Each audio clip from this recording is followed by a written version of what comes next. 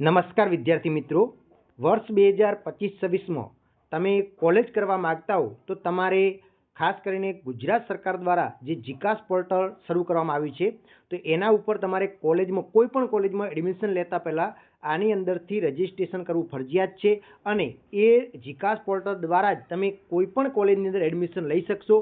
તો આ સંપૂર્ણ પ્રક્રિયા છે. અત્યારે રિઝલ્ટ નથી આવ્યું છતાં પણ અત્યારે ક્વિક રજિસ્ટ્રેશનની પ્રક્રિયા જે છે એ શરૂ થઈ ગઈ છે અને ક્વિક રજિસ્ટ્રેશન દરેક વિદ્યાર્થીઓએ કરવું ફરજિયાત છે અને એના માટેની કઈ પ્રોસેસ છે એના વિશેનો સંપૂર્ણ વિડીયો આ તમારા માટે બનાવેલો છે. કારણ કે વન-ટચ એજ્યુકેશન ચેનલ તમારી સાથે હંમેશ છે. એ પછી ધોરણ 12ની બોર્ડની પરીક્ષા હતી કે હવે આગળ તમે અભ્યાસ કરવા જશો કોલેજનું, એની અંદર પણ તમને માહિતી આપણી ચેનલ ઉપરથી મળવાની છે. તો ચેનલને સબસ્ક્રાઈબ કરીને તમારે રાખવાની છે. તો સૌપ્રથમ તો વાત કરીએ કે આ ગુજરાત સરકાર દ્વારા ધોરણ 12 પછી ઉચ્ચ અભ્યાસ માટે એક ગુજરાત કોમન એડમિશન સર્વિસ શરૂ કરેલી છે અને એના અંતર્ગત તમે જોવા જો તો અત્યારે ક્વિક રજિસ્ટ્રેશનની પ્રક્રિયા શરૂ થઈ ગઈ છે.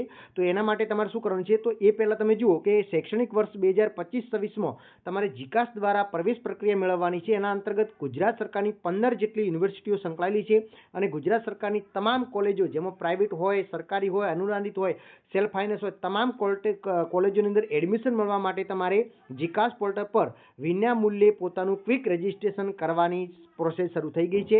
તો આ ક્વિક રજિસ્ટ્રેશન કરવા માટે તમારે શું કરવાનું છે? તો સૌ પ્રથમ વિદ્યાર્થી મિત્રો તમારે જીકાસ ગૂગલની અંદર જઈ અને તમારે જીકાસ પોર્ટલની જે વેબસાઇટ છે તમે ખાલી GCAS લખશો તો પણ આવી જશે. એની લખીને તમારે સર્ચ કરવાનું છે અથવા તો અહીંયા QR કોડ આપેલું છે એ પણ તમે સ્કેન કરી અને એના ઉપર જવાનું છે. હવે જીકાસ પોર્ટલ તમારું ઓપન થશે એટલે એની અંદર શું આવશે? તો સૌ પ્રથમ તો અહીંયા જોઈ શકો છો જેવું પોર્ટલ ઓપન થાય એના ઉપર તમારે એપ્લાય નાઉ આપેલું છે એના ઉપર ક્લિક કરી દેવાનું છે. એપ્લાય નાઉ લખેલું છે એના ઉપર તમે ક્લિક કરશો એટલે તમારું ક્વિક રજિસ્ટ્રેશનની પ્રક્રિયા થઈ જશે.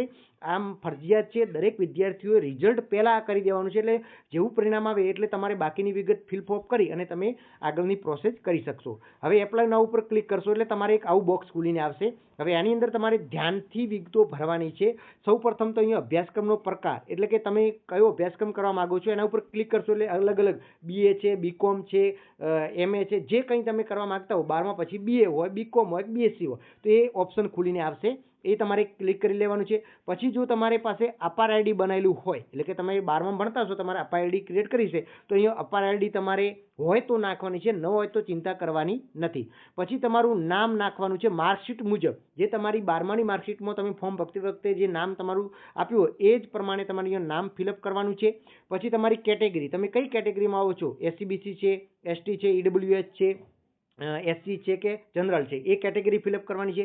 પછી તમારી જાતિ, તમે મેલ કે ફિમેલ છો કે એ તમારે સિલેક્ટ કરવાનું છે અને અહીંયા તમારી જન્મ તારીખ નાખવાની છે. આ તમામ વિગતો ચોકસાઈપૂર્વક સાવચેતીથી અને સાચી વિગતો ભરવાની છે. એટલું કર્યા પછી અહીંયા જે મારો બોક્સ આવે છે એની અંદર તમારે ટીક કરવાનું છે અને ટીક કરી અને પછી તમારે આગળ ખાસ એક તમારો જે રેગ્યુલર મોબાઈલ નંબર હવે તમારે જે ચાલુ રાખવાનો, તમારી જોડે જે રાખવાનો હોય એ તમારો અહીંયા મોબાઈલ નંબર નાખવાનો છે અને અહીંયા તમારે ઈમેલ નંબર એટલે કે એક તમારી જીમેલ ID ન હોય તો તમે બની નાખજો અને એક તમારો પર્સનલ તમારો મોબાઈલ નંબર અથવા તમારા માતા પિતાનો જે મોબાઈલ નંબર ચાલુ રહેતો હોય એ વસ્તુ ખાસ ઈમેલ ID એક્ટિવ હોવી જોઈએ અને મોબાઈલ નંબર પણ રેગ્યુલર ચાલુ હોય એ નાખી અને તમારે ગેટ OTP કરવાનું છે. એટલે ગેટ OTP કરશો એટલે જે તે તમારા મોબાઈલ નંબર ઉપર અને જીમેલ ID ઉપર તમારી OTP જશે. એ OTP તમે ફિલઅપ કરી અને તમારું ક્વિક રજિસ્ટ્રેશન કરી શકો છો. તો આ સંપૂર્ણ રજિસ્ટ્રેશન કરી અને પછી તમારે આ સાચવીને રાખવાનું છે. હવે ક્વિક રજિસ્ટ્રેશન થઈ જશે એટલે કે તમારે એક મોબાઈલ નંબર ઉપર OTP આવશે અને એ OTP નાખી અને તમે કેપ્ચા કોડ નાખી અને તમારું સબમિટ બટન ઉપર ક્લિક કરશો એટલે તમારું સંપૂર્ણ જે ક્વિક રજિસ્ટ્રેશન છે થઈ જશે અને એના પછી તમને એક યુઝરનેમ અને પાસવર્ડ મળશે. અને ખાસ આ ક્વિક રજિસ્ટ્રેશનની પ્રક્રિયા સફળતાપૂર્વક પૂર્ણ થયા બાદ જીકાસ રજિસ્ટ્રેશન કરવા માટે તમારી ઈમેલ ID અને મોબાઈલ નંબર પર એક જીકાસ દ્વારા એક યુનિક લોગિન ID એટલે કે તમારું યુઝરનેમ તમને આપવામાં આવશે. એ યુઝરનેમ અને તમારે પાસવર્ડ જે મોકલવામાં આવે છે એ બંને સાચવીને રાખવાના છે. જ્યારે તમારું રિઝલ્ટ આવે ત્યારે ફરીથી આની અંદર તમે લોગિન થઈ અને તમારી સંપૂર્ણ પ્રક્રિયા કરવાની આવશે. એ પણ આપણે વિડીયો દ્વારા તમને જાણકારી આપવામાં આવશે. તો એટલા માટે અત્યારે આટલી પ્રોસેસ તમારે ફરજિયાત કરી દેવાની છે અને સાવચેતપૂર્વક ક્યાંય પણ ભૂલ કર્યા વગર આટલું ક્વિક રજિસ્ટ્રેશન તમે ત્વરિત તમે પૂર્ણ કરી નાખો, જેથી કરી આગળ જે કોલેજ એડમિશન મેળવવાની જે પ્રોસેસ છે એ તમારી ઝડપી બની શકે. તો આટલા સુધી આ અગત્યની માહિતી હતી અને આ તમારા મિત્રોને પણ વિડીયો શેર કરો, જેથી કરી એમને પણ ખ્યાલ આવી જાય અને ક્વિક રજિસ્ટ્રેશન જીકાસ પોર્ટલ ઉપર કરી શકે.